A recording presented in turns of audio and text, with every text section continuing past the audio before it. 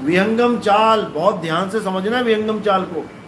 विहंगम चाल होती है पक्षी की चाल। पक्षी जमीन से उड़ा और सीधे आसमान में चला गया, बीच में कोई स्टॉप नहीं, बीच में कोई और स्थान नहीं, सीधा परमात्मा की शरण में। इसी को बोला शब्द विहंगम चाल हमारी, और कहें कबीर सतगुरुदई ताड़ी। खुले कपाट शब्द झनकारी, पिंड अंड के पार सो देश हमारा है। कर नैनो दीदार महल में प्यारा है, यानी पिंड अंड के पार, सीधे विहंगम चाल से पिंड अंड के पार पहुंचना है। लेकिन गुरुआ लोग क्या करते हैं कि नहीं नहीं, पहले तुम्हें नाभि में ध्यान करना पड़ेगा, नाभि में गांठ लगी है सांसों के साथ। अरे नाभि छोड़ो, मूल में गांठ लगी है, मूल चक्कर से शुरू करो ना। पहली गांठ मूल में लगी है, फिर इंद्री में लगी है, फिर जाके नाभि में लगी है। नहीं तो नाभि से स्टार्ट हो रहा होता काम। नाभि तो सेंटर पॉइंट है हमारा। आप पूरे शरीर का मध्य देखोगे तो नाभि है, नाभि सेंटर है, मूल नहीं है। तो मूल क्या है? गुदा चक्र हमारा मूल है। मूल से इंद्री, इंद्री से नाभि। ये लोग क्या करते हैं, इन लोग के पास पूर्ण ज्ञान नहीं है, इसलिए ये क्या करते हैं, ये कबीर साहब की एक वाणी का दुरुपयोग कर लेते हैं। कस्तूरी कुंडल बसे मर्ग ढूंढे बनमाही, ऐसे रमता राम है दुनिया जाने नाही। तो ये लोग क्या करते हैं, ये नाभि में जो कस्तूरी है हिरण के, वो आदमी के ढूंढने लग जाते हैं। अरे वो हिरण के है भाई, वो आदमी के थोड़ी नहीं है। आदमी की कस्तूरी तो कहीं और पड़ी है, और वो कस्तूरी कहाँ पड़ी है, कबीर साहब ने इसका उदाहरण भी दिया है।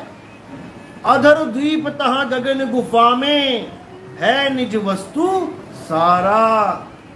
अधर द्वीप और गगन गुफा में वो वस्तु पड़ी है कस्तूरी आदमी की, और तुम आदमी को हिरण बना दिया तुमने। नाभि में ढूंढवा रहे हो, नाभि में ध्यान लगवा रहे हो। जो नाभि में ध्यान लगवाते हैं उनको नाभि में ही आनंद मिलने लग जाता है, और वो किसकी जून में चले जाते हैं, किसके वंशज हो जाते हैं, रावण के। रावण का अमृत कहाँ था, नाभि में। कोई लोटे में थोड़ी नहीं था कि वहां पे लोटा छुपा के रख लिया नाभि में। यानी सांकेतिक ज्ञान था कि नाभि में रावण की भक्ति थी, जहां वो भक्ति करता था।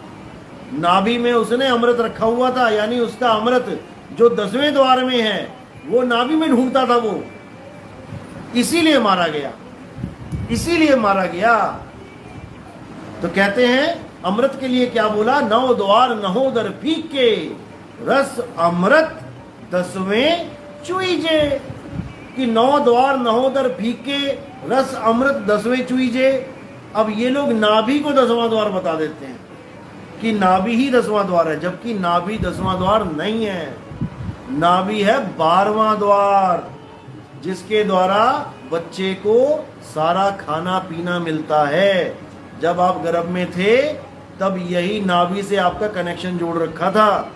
आपको माता के गर्भ में खाना पीना कौन देता था? 9 महीने तुम पल गए बिना मुंह से कुछ खाए, कुछ नहीं खाया तुमने 9 महीना, फिर भी जीवित रहे। तो कहां से मिल रहा है? नाभि से। और जैसे ही बाहर आते हो नाभि से कनेक्शन काट दिया जाता है। अब तुम 2 दिन 3 दिन 5 दिन जी के दिखाओ बिना मुंह से खाए, क्योंकि नाभि से कनेक्शन खत्म, अब मुंह से कनेक्शन चालू। अब दूध पिएगा बच्चा माँ का मुंह से, नहीं तो 5-7 दिन में जयराम जी की हो जाएगी। तो इसी को समझना है, यही मूल ज्ञान है। आपने इस काया में ध्यान नहीं रखना कहीं भी। पिंड यंड के पार सो देश हमारा है, तो इस काया से पार सूरत को रखना है। देह से परे विदेह में सूरत को रखना है। ये देही ज्ञान बताने वाले 36 बैठे हैं यहाँ पे, लेकिन कबीर साहब ने एक ही लाइन में सबको किनारे किया। देही ज्ञान सब जगत बखाने, विदेही ज्ञान कोई बिरला जाने। ध्यान विदे और नाम विदेहा, 2 लख पावे मिटे संदेहा।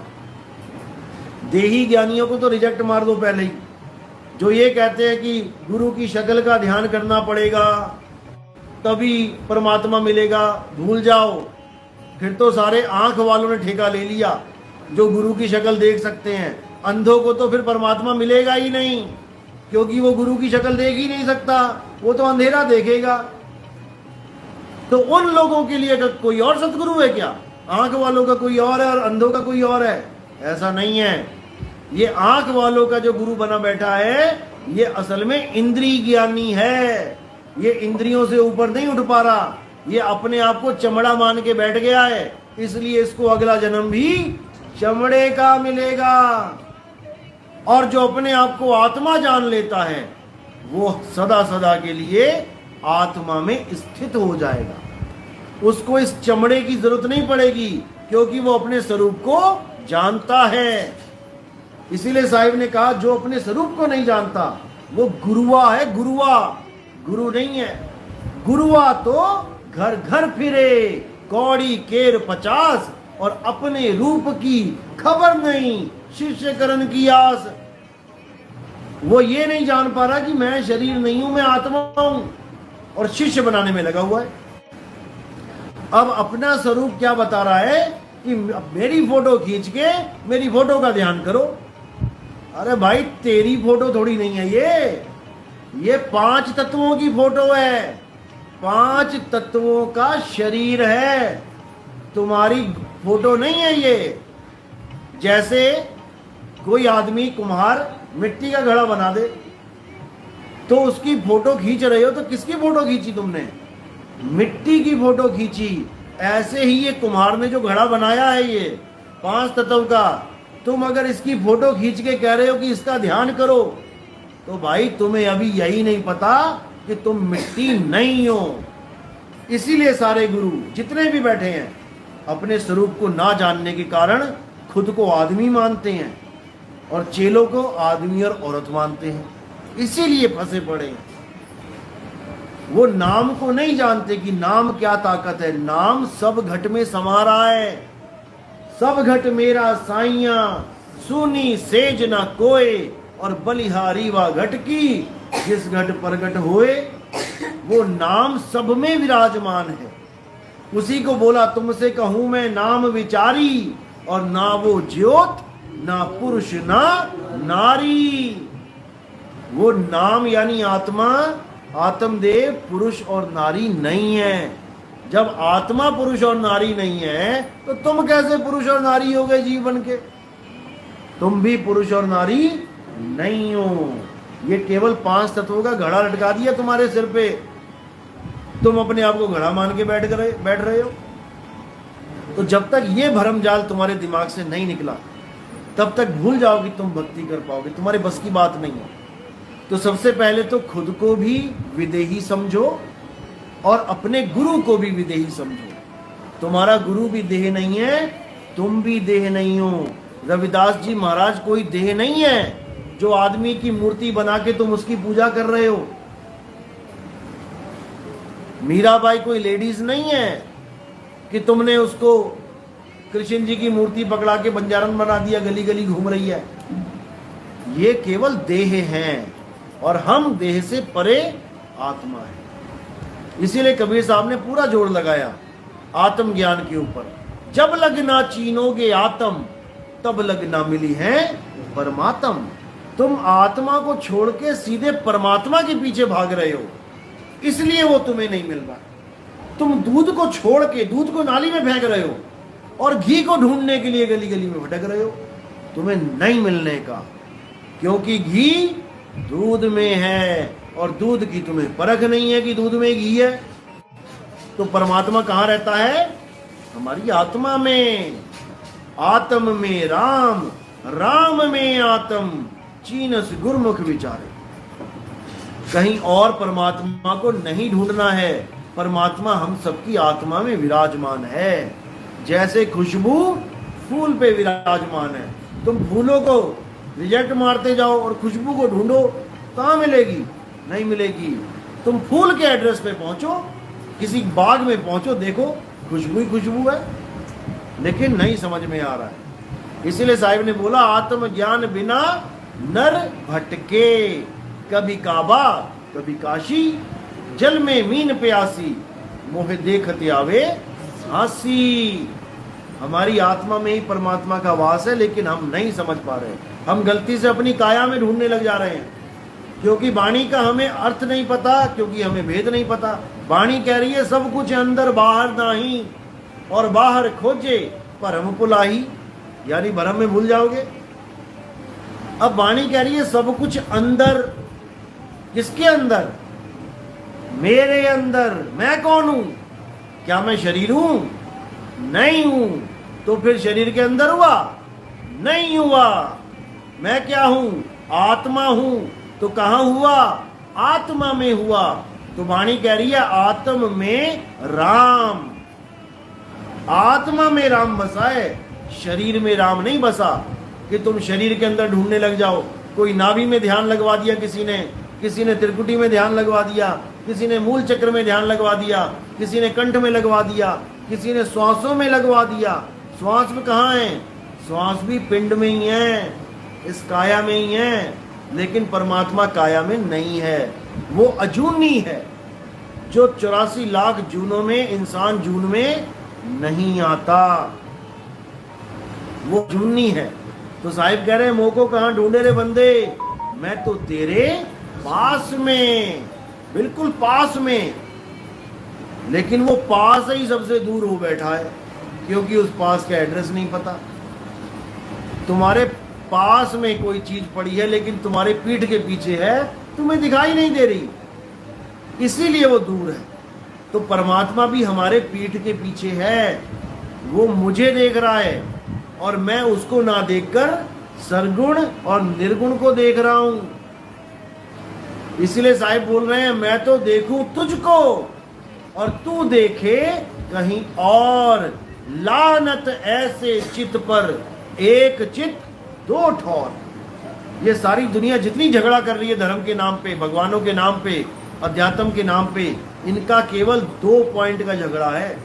आधी दुनिया निर्गुण, आधी दुनिया सरगुण, इन दोनों में उलझे पड़े हैं सारे। तो साहिब कह रहे हैं अरे एक चित्त होकर भी तुम एक नहीं हो पा रहे हो, कम से कम एक को ही मान लेते, या सरगुण या निर्गुण, लेकिन तुम उसके नाम पे भी लड़ रहे हो। हिंदू मुस्लिम का झगड़ा क्या है? सरगुण निर्गुण का झगड़ा है।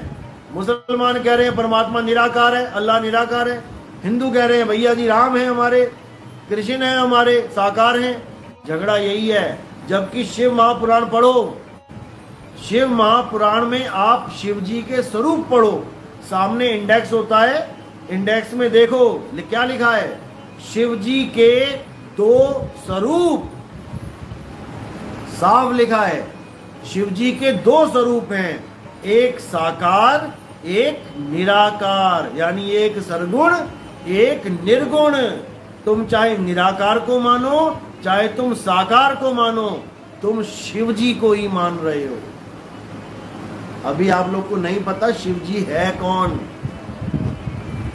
जब मूल ज्ञान को समझोगे तब समझ में आएगा शिव जी क्या हैं। ये निर्गुण निराकार और सरगुण साकार दोनों शिव के ही रूप हैं, अलख निरंजन के ही रूप हैं। इसीलिए कबीर साहब कह रहे हैं कि निर्गुण सरगुण द्वंद्व पसारा, और दोनों पड़ गए काल की धारा। निर्गुण सरगुण वाले को कह रहे हैं तुम बेवकूफ हो, सरगुण निर्गुण वाले को कह रहे हैं तुम बेवकूफ हो। दोनों लड़ रहे हैं और दोनों ही पड़ गए काल की धारा, क्योंकि दोनों ही सत्य नहीं है। सरगुण साकार काया है और निर्गुण निराकार मन है। इन दोनों से परे कौन है? वो तुम्हारा आत्म स्वरूप है, जो साकार से निराकार से दोनों से भिन्न है। ये तुम्हें तब समझ में आएगा जब मैं शिव महापुराण खोल के सत्संग करूंगा, तब उसमें एक एक चीज समझाई जाएगी कि कैसे इनके 2 स्वरूप हैं और कैसे इनकी सारी लीला चलती है। शिव जी की लीला ही है जो नारद मुनि जैसा भगत जो पूरा दिन भगवान का नाम जपता है, उसी भगवान को श्राप दे देता है। भगत ही भगवान को श्राप दे रहा है। ये शिव जी की लीला है। और शिव जी की क्या क्या लीलाएं हैं, ये जब शिव महापुराण खुलेगा तब आपको समझ में आएगा। लेकिन जो मूल चीज है वो है आत्मा। इसीलिए दादू जी ने भी बोला, कोई निर्गुण में रीझ रहा और कोई सरगुण ठहराए, अटपट चाल कबीर की मोह से कहीं ना जाए। कबीर साहब निर्गुण निराकार और सरगुण साकार दोनों को नहीं मानते थे।